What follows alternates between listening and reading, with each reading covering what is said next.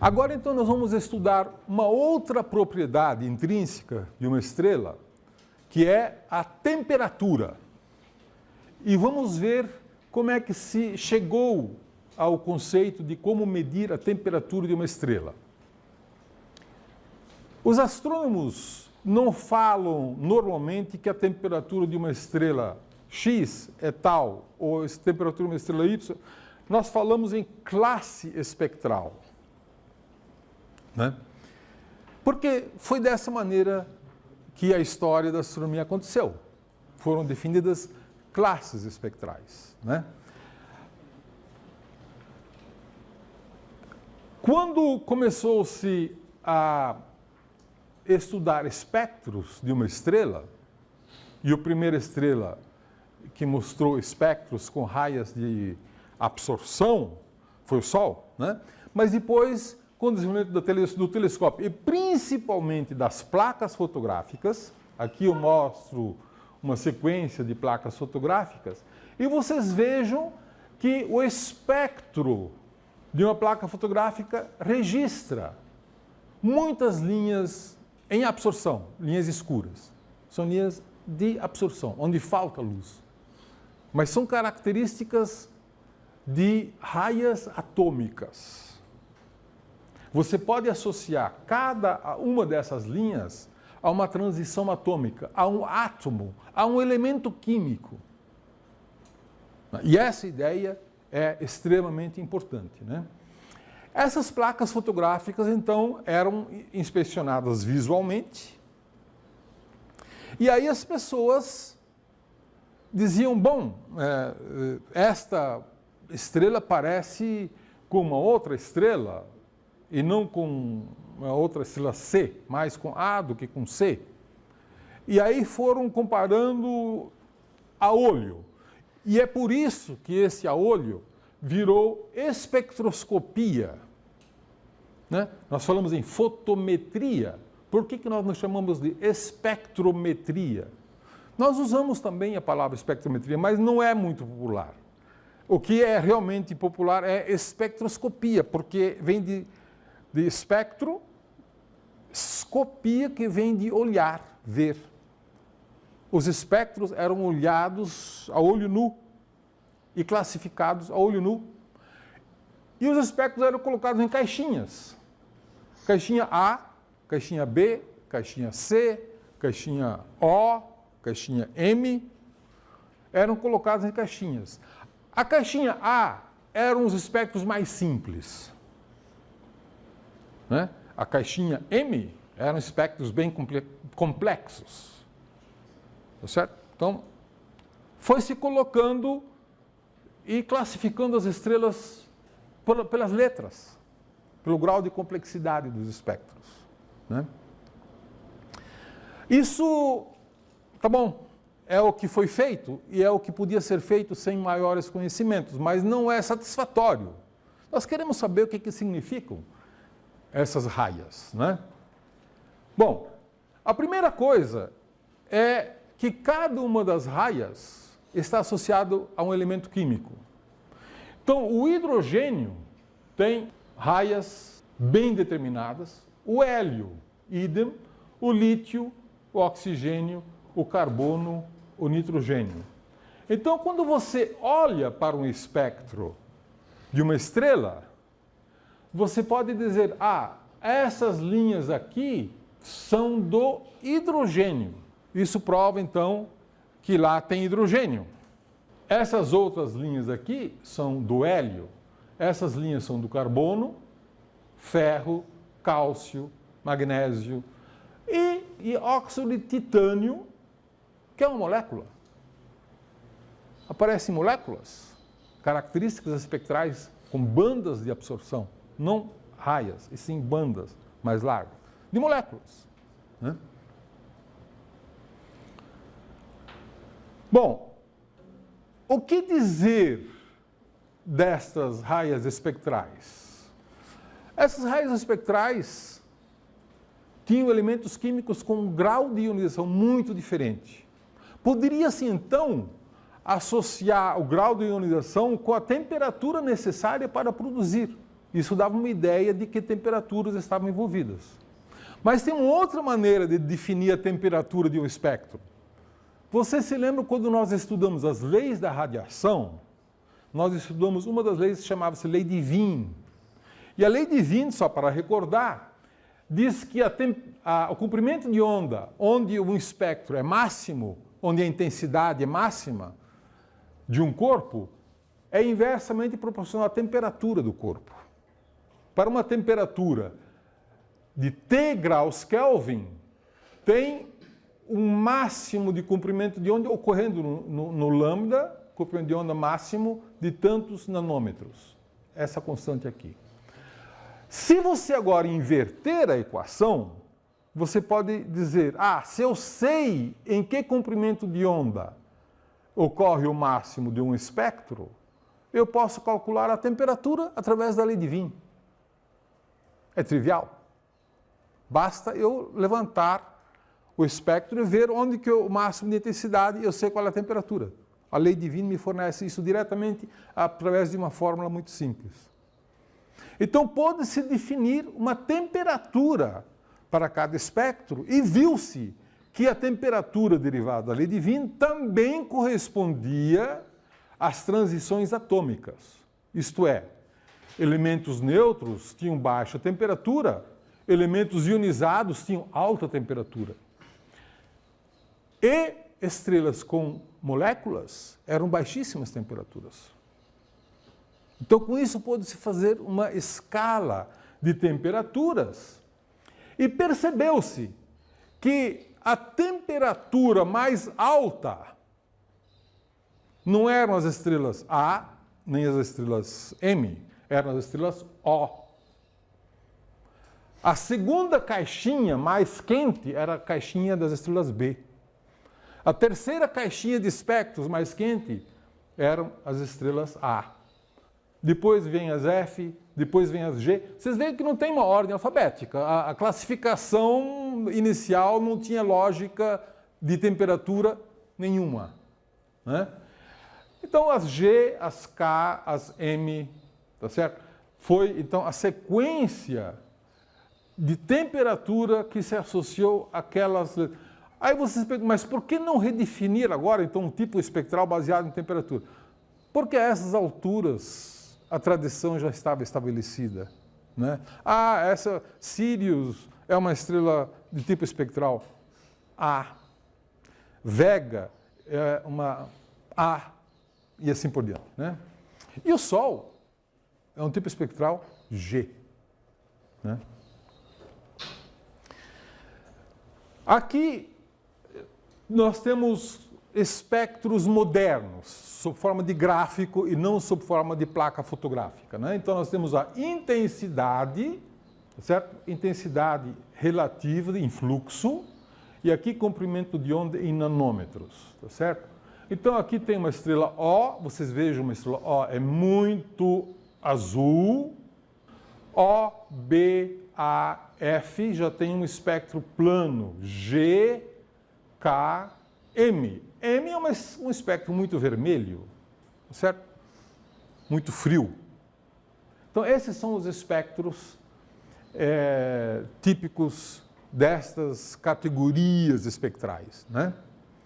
E aí você se pergunta, o que mais eu posso derivar desses espectros, além da temperatura? Muita coisa. O espectro de uma estrela é a impressão digital da estrela.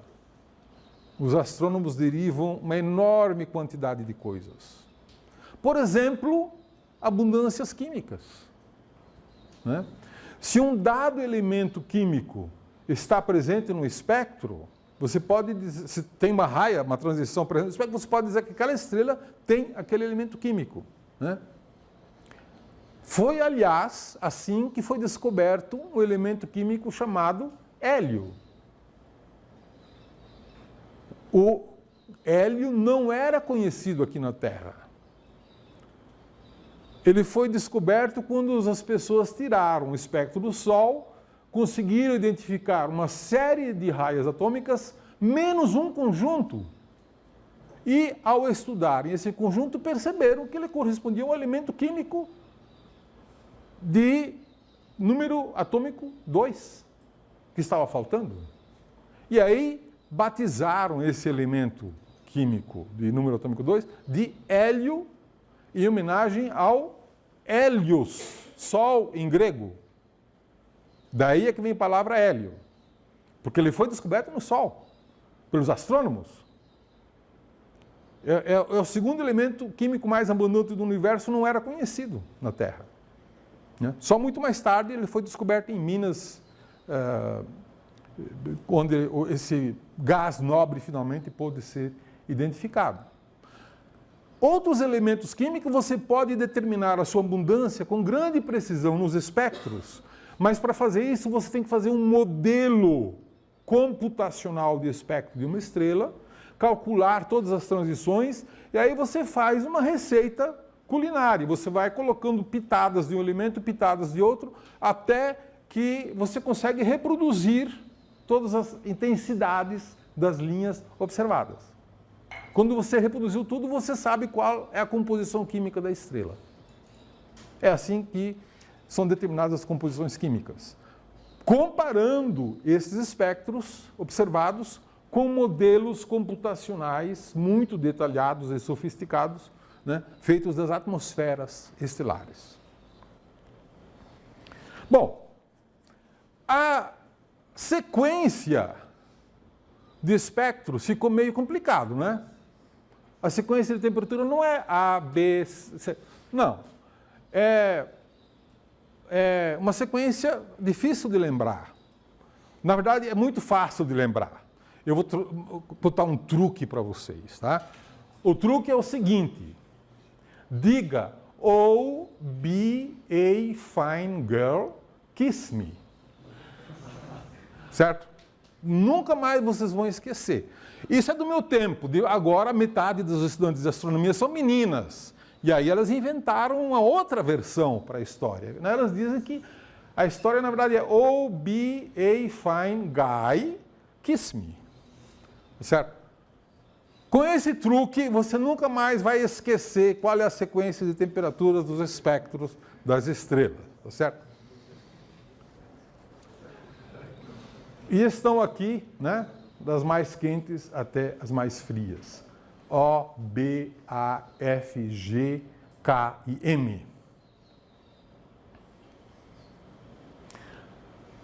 Com o tempo, no entanto, percebeu-se que entre as estrelas B, A, F, haviam muitas sutilezas que poderiam ser categorizadas. Então, o que se fez? Inventou-se subunidades, né? Divisões, subclasses de temperatura. Então, não é mais uma classe B, passou a ser chamada de B0, B1, as mais quentes da categoria B, até B9, as mais frias. E aí começa as A, depois as F, F0, a F9. Aí começa as G0, a G9, e assim por diante. E o Sol é G2. Né? O Sol é do tipo espectral G2. Mas foi-se além. Aos poucos percebeu-se que essa divisão de 10 não era o suficiente. Que às vezes você precisa definir uma F3.5 ou um M4.5, porque está entre o M4 e o M5. Então se usa décimos para definir essas pequenas diferenças, né? Então, vocês vão ver com muita frequência que o Sol é uma estrela G2, mas que Vega é uma estrela A0. Tá certo? Bom, nós já vimos na aula anterior que as estrelas podem ser associadas com o índice de cor. Né? E vimos também que a cor está associada com a temperatura. Quanto mais azul o espectro, mais quente. Quanto mais vermelho o espectro, pela lei divina, mais frio. Então nós poderíamos associar uma estrela, por exemplo, Antares, que tem 3.400 graus e tem um espectro muito vermelho. Se você medir o índice cor B menos V, você vai ver que vai ser um índice de cor muito vermelho. Mas se você fizer a mesma coisa com Spica, que tem 23.000 graus e que tem um espectro muito azul, você vai ver que ele tem um índice de cor muito azul. Então você pode fazer uma calibração entre a temperatura e o índice de cor. E isso pode ser muito útil. E essa é a calibração que eu mostro aqui, né? O índice de cor B menos V, menos 0,2 até 2 aproximadamente, né? Em função da temperatura, 2.000 graus, 10.000 graus, 30.000 graus, Kelvin. Né? Então, essa relação entre o índice de cor e a temperatura, ela é muito útil. E isto mostra que agora nós temos 3 formas de medir o quanto que uma estrela é quente ou o quanto uma estrela é fria.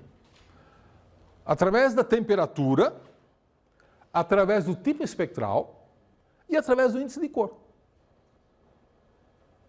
Tá? São 3 formas de você dizer qual é a classe de uma estrela. E que é uma propriedade intrínseca. Né? Temos agora 2 propriedades intrínsecas, né? A magnitude absoluta e a temperatura, que pode ser medida de diversas maneiras. Tá? Aqui, então, nós temos vários espectros de estrelas, onde vocês podem ver que as características espectrais variam muito de uma estrela para outra. Né? Desde uma estrela O6 até uma estrela G8. Né?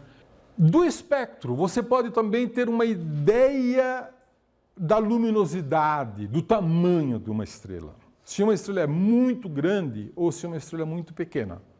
Isso aqui é uma sutileza um pouco mais difícil de vocês perceberem. Mas uma estrela muito grande, ela tem linhas muito estreitas. Uma estrela pequena, compacta, mais densa, tem linhas largas.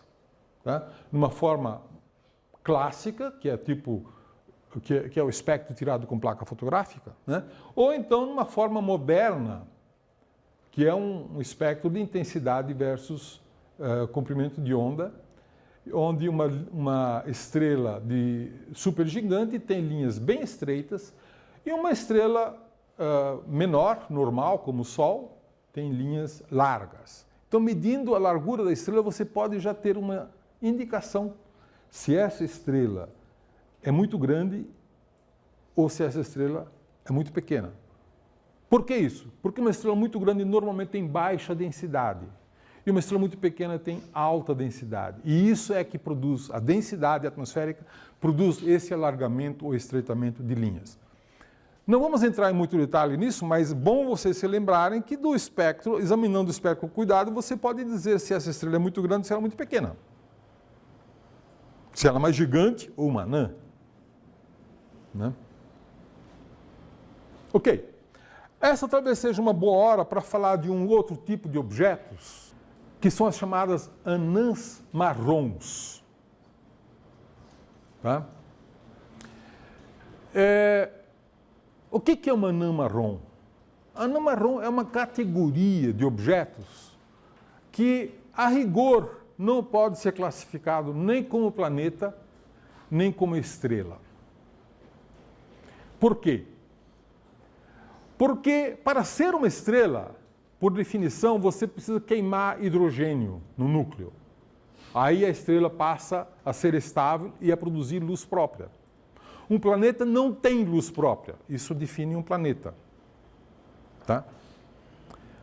Mas, se você tiver um objeto com uma massa de, digamos, 20 vezes a massa de Júpiter, você não consegue queimar hidrogênio no centro, mas você consegue queimar deutério. Portanto, essa estrela começa a produzir energia. Esse objeto começa a produzir energia. Não é uma estrela, porque não está queimando hidrogênio. Nós pensamos estrelas como sendo objetos que queimam hidrogênio. Então, uma estrela de 20 vezes a massa de Júpiter produz energia própria, mas não é mais planeta, portanto, nenhuma estrela. Hidrogênio só começa a queimar quando você tiver massas, objetos com massa entre 75 a 80 vezes a massa de Júpiter. Né? O que então são esses objetos que queimam deutério, se elas não são mais planetas, que produzem energia, mas também não são estrelas, porque não queimam hidrogênio? Convencionou-se chamar a essa faixa de massas de anãs marrons. Anãs, porque são estrelas pequenas. E marrons, por quê? Porque são marrons? Não. Não. Porque anãs brancas já existiam, não podiam ser brancas, né? Anãs vermelhas também já existiam, não podiam ser vermelhas. A rigor, imagina-se que todas as anãs marrons emitem no infravermelho. Então o nome mais preciso deveria ser anãs infravermelhas. Alguém resolveu chamar de anã marrom e ficou por isso. Incorporamos uma tradição meio boba, mas ficou sendo chamado de anã marrom. Elas não são marrons, elas são infravermelhas. Elas só emitem luz no infravermelho. De tão frias que elas são, só no infravermelho. Não existe emissão e, portanto, não pode ser marrons. Né? Então, se vocês quiserem um truque para saber qual é a faixa das anãs marrons em termos de massa, é muito simples. Se a estrela tiver, se o objeto tiver menos do que a massa do Sol dividido por 13 e mais do que a massa de Júpiter multiplicado por 13, lembre-se, 13 é o número do azar, ele define os dois limites. A massa do Sol dividido por 13 e a massa de Júpiter multiplicado por 13. Essas são as faixas das anãs marrons. Nesta faixa, que é uma faixa grande, nesta faixa o objeto queima deutério e é uma anã marrom. Isso foi um conceito teórico, né? Quando eu era estudante, e lá mesmo depois, muito tempo depois, que eu fui estudante no milênio passado, né? Como vocês podem perceber. Falava-se em anãs marrons como objetos hipotéticos e demorou-se muito tempo para descobrir a primeira anã marrom. Né? E a primeira anã marrom, a rigor, foi descoberta só em 1995. É relativamente recente. Né? Foi quando foi descoberto também o primeiro exoplaneta em torno de uma estrela normal, né? Foi o mesmo ano, né? E as duas primeiras anãs marrons conhecidas, descobertas, foram chamadas de Teide 1 e Gliese 229b. Né? Então, esses objetos que também têm agora tipos espectrais. São as chamadas tipo espectral L e T. Com o número de objetos que conhecemos e com o grau de conhecimento que eles são estudados, a classe L já está bastante bem definida. Né? Já sabemos que tipo de faixas de temperatura, de luminosidade elas têm. Mas a classe T ainda é muito pouco conhecida porque elas são muito frias. E suspeita-se que talvez haja ainda necessidade de mais uma classe de estrelas mais frias, das quais nunca se detectou nenhum objeto. Né? Então agora nós temos duas letras a mais no espectro, né? Nós temos agora O, B, A, F, G, K, L e T, tá certo? E você pode decorar facilmente se você disser O, be a fine girl, kiss my lips tenderly. Certo? Fácil de guardar, né? O L e o T foram colocados não sei se de propósito, mas certamente estrategicamente para as pessoas celebrarem, para não destruir o truque de memória, né, que foi estabelecido pelos astrônomos há tanto tempo, né? Eu falei que talvez falte uma classe, né, de anãos marrons que ainda não foi descoberta, que vai ser tão fria que não foi descoberta ainda. Eu estou torcendo para que essa classe seja classe S, que aí você pode dizer: "Oh, be a fine girl, kiss my lips tenderly, sweetheart." Fica romântico, né? Mas vamos ver o que vem, se é que essa classe realmente existe, né? É brincadeira.